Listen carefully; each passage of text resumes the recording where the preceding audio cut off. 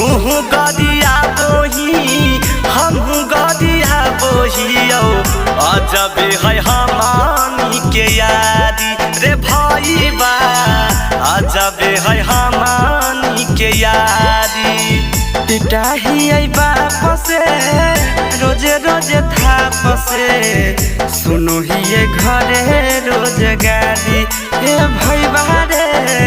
सुनो ही ये काटल काटल गारी मछली सुबह कहाँ धैनी बे बिहकी राहुल यानी नहंद नवीन आशीष सिखाना ले आबोही अपने भी पियोही हमारो पिया बोही अपने भी पियोही हमारो पिया बोही अपने भी पियोही।